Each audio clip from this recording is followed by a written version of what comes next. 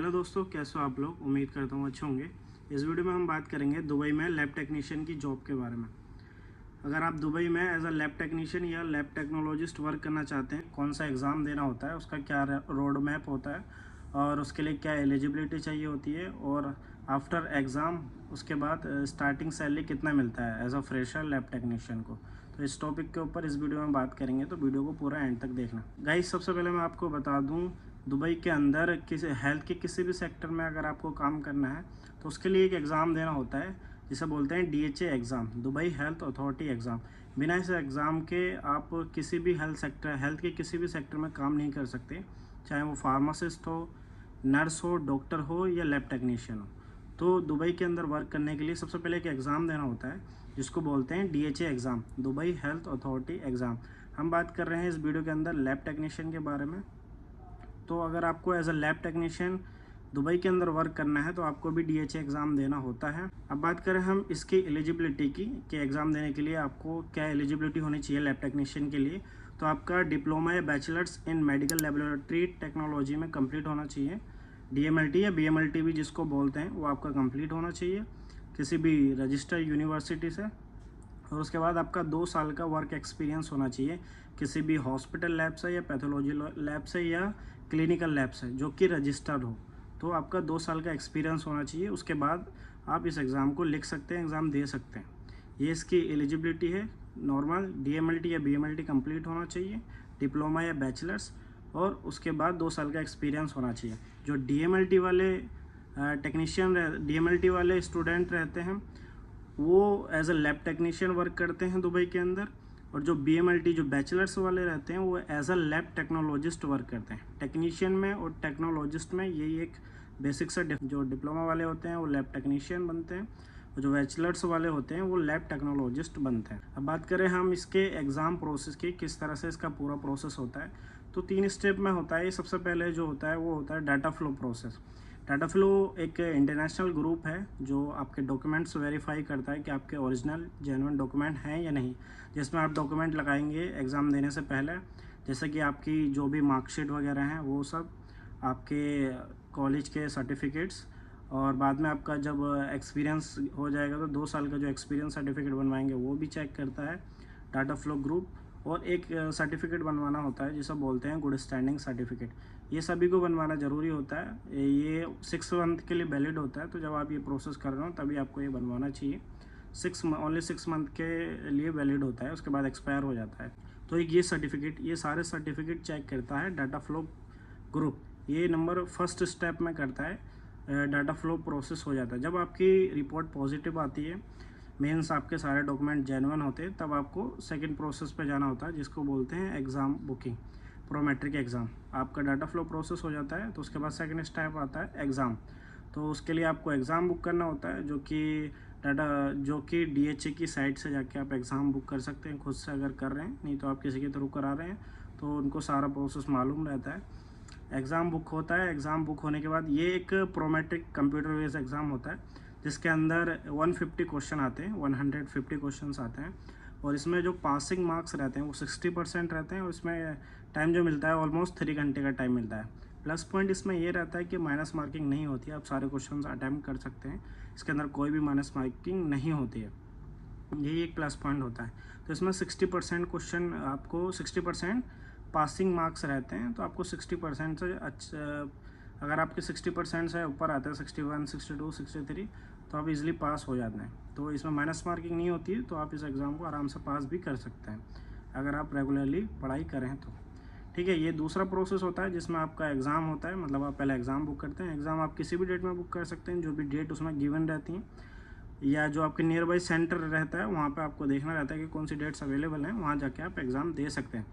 Exam देने के बाद रिज़ल्ट 24 आवर्स बाद आ जाता है। अगर आप पास होते हैं उसके बाद आपकी 2 रिपोर्ट हो जाती है, एक तो ये एग्ज़ाम पास की रिपोर्ट, एक डाटा फ्लो रिपोर्ट। तो तीसरा स्टेप जो आता है वो आता है एलिजिबिलिटी लेटर का। फिर आपको एलिजिबिलिटी लेटर अप्लाई करना रहता है, वो भी विदिन 5 डेज़ के अंदर आ जाता है। एलिजिबिलिटी लेटर आने के बाद जब आप एलिजिबल हो जाते हैं एज अ वर्क करने के लिए दुबई के अंदर, आप DMLT हैं तो लैब टेक्नीशियन, या BMLT हैं तो लैब टेक्नोलॉजिस्ट। ठीक है, उसके बाद जैसे ही आपको कोई भी जॉब मिलती है, चाहे ऑनलाइन मिलती है या आपने फिजिकल जाकर सर्च की है, तो जो आपका एम्प्लॉयर होता है वो आपका उसको लाइसेंस में एक्टिवेट करा देता है। आपका जो रजिस्ट्रेशन होता है जिसे एलिजिबिलिटी लेटर बोलते हैं, वो आपका उसको लाइसेंस में कन्वर्ट करा देता है। तो ये 3 स्टेप होते हैं जिसके अंदर आपका सारा प्रोसेस होता है एग्ज़ाम का। अब बात करें हम इसके सिलेबस की, तो सिलेबस में मेजरली जो टॉपिक्स से क्वेश्चंस आते हैं जो आपको सबसे ज़्यादा पढ़ने चाहिए, जिसमें कि है जो सब्जेक्ट भी हैं जैसे हेमाटोलॉजी, माइक्रोबायोलॉजी, बायोकेमिस्ट्री और blood banking and safety. In 5-6 topic से काफ़ी क्वेश्चंस आते हैं, मतलब इन्हीं में से सभी में से कवर हो जाता है पासिंग का। तो ये टॉपिक्स आपको ध्यान से पढ़ने हैं अगर आप एग्ज़ाम की तैयारी करने वाले हैं, ठीक है। अब एक लास्ट क्वेश्चन जो काफ़ी इम्पोर्टेंट होता है सभी के लिए जो दूसरी कंट्री शिफ्ट होना चाहते हैं या कहीं पे भी वो शिफ्ट होना चाहते हैं, तो वो काफ़ी मोटिवेशन भी देता है, जो कि है सैलरी का, कि कितना सैलरी मिलता है फ्रेशर लैब टेक्नीशियन या लैब टेक्नोलॉजिस्ट का, कितना उनका स्टार्टिंग सैलरी रहता है। यही एक चीज़ होती है जो हर किसी को मोटिवेट करती है कि उसको आगे बढ़ना है या नहीं है, क्योंकि यही हर किसी का मेन मोटिव होता है। तो सैलरी की हम बात करें, जो स्टार्टिंग में फ्रेशर को लैब टेक्नीशियन को जो सैलरी मिलता है वो 3000 दिरहम से लेके 4000 दिरहम के बीच में मिलता है, based on your previous experience और आपके स्किल के ऊपर। पहले कैसा एक्सपीरियंस है और आपकी क्या स्किल्स हैं, आप कितने अच्छे से काम कर पा रहे हैं, उसी के बेस पे आपको सैलरी मिलता है। 3000 मिनिमम होता है, उससे ऊपर ही मिलता है। साथ में एक प्लस पॉइंट ये रहता है कि सभी ज़्यादातर लैब टेक्नीशियन को अकोमोडेशन मिलता है, जो भी कंपनी रहती हैं वो अकोमोडेशन प्रोवाइड कराती हैं। इसमें कि अगर आपको हॉस्पिटल लैब मिलता है, हॉस्पिटल लैब के अंदर सैलरी भी अच्छा रहता है और वो अकोमोडेशन उनका 101% रहता ही रहता है। कोशिश करनी है आपको, अगर आप एग्ज़ाम देते हैं उसके बाद जॉब सर्च करते हैं तो हॉस्पिटल लैब में ही ज़्यादा ट्राई करें, वही सेफ़ और बेहतर रहता है। तो हॉस्पिटल लैब टेक्नीशियंस की सैलरी भी ज़्यादा होती है नॉर्मली क्लिनिकल लैब से और अदर से, और बाकी लाइफस्टाइल भी अच्छा रहता है। तो ये सैलरी डिपेंड करता है, क्लिनिकल है आपकी लैब, ये पैथोलॉजी लैब और आपकी हॉस्पिटल लैब है, तो उसी के बेस पे सैलरी भी वेरी करता है कि कितनी ज़्यादा आपको सैलरी मिलेगी और कैसा आपका लाइफस्टाइल है। तो ये था उसके ऊपर, सैलरी के ऊपर। अब बात करें हम इसके लास्ट क्वेश्चन की, जो आता है कि जॉब सर्च कैसे करनी होती है। जब आपने एग्ज़ाम दे दिया है और आपका एलिजिबिलिटी लेटर आ गया है, उसके बाद जॉब कैसे सर्च करनी रहती है। तो जॉब के लिए क्या करना होता है, जैसे आपका एलिजिबिलिटी लेटर आ गया है तो आपको रिज्यूम बना लेना है एक अच्छा सा, और उस पर मेंशन कर देना है कि आपके पास DHA लाइसेंस है या DHA एलिजिबिलिटी लेटर है।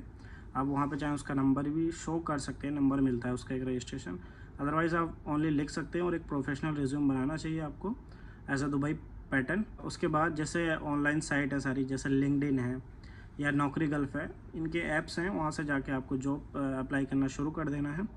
एक तरीका यही है, वहीं से आपको अगर कोई कनेक्ट होता है आपका तो वहीं से आपको वो इंटरव्यू वगैरह ले लेते हैं ऑनलाइन और सारा प्रोसेस हो जाता है। दूसरा तरीका ये भी रहता है कि आपको दुबई आना पड़ता है विज़िट वीज़ा में, 2 मंथ का विज़िट वीज़ा मिलता है या जॉब सीकर वीज़ा मिलता है, आप उस पर आपको आना होता है, आके यहाँ पे जॉब सर्च करनी होती है, कहीं पे आपको रहना पड़ता है दुबई के अंदर, फिर वहाँ से जाके आपको फिज़िकली जॉब सर्च करना रहता है, जिसमें कि आपकी हॉस्पिटल लैब भी आती हैं, आपको सारे हॉस्पिटल कवर करने रहते हैं अपने एरिया के जिधर भी आप रह रहे हैं। और जो वहाँ पे क्लिनिक्स हैं उनकी जो पैथोलॉजी लैब्स हैं, ये जो सिंगल पैथोलॉजी लैब्स भी हैं, मेनली इधर तो सिंगल पैथोलॉजी लैब है नहीं, सब क्लिनिक के साथ या हॉस्पिटल के साथ ही हैं। तो उन सभी में आपको रिज्यूम सबमिट करना रहता है। वैकेंसीज काफ़ी रहती हैं यहाँ पे। अगर आपके पास DHA लाइसेंस एलिजिबिलिटी लेटर है, अगर आपके पास DHA का एलिजिबिलिटी लेटर नहीं है तो जॉब नहीं मिलती है, तो इसलिए पहले DHA ही लाइसेंस लेना ज़रूरी होता है। तो उसके बाद ही आप जैसे आप जॉब सर्च करते हैं फिर आपको कहीं मिल जाता है। तो इस तरह से भी आपका सारा प्रोसेस होता है। 2 तरीके से आप जॉब सर्च कर सकते हैं, या तो पहला आप होम कंट्री से कर रहे हैं तो ऑनलाइन अप्लाई करेंगे, आप इधर आ जाते हैं तो ऑनलाइन कंटिन्यू रखना रहता है और साथ साथ फिजिकल भी स्टार्ट करना रहता है, जिसके बेस पे आपको जॉब्स मिलने के चांसेस काफ़ी बढ़ जाते हैं और इजीली आपको जॉब मिल जाता है। तो यही था इसका पूरा प्रोसेस।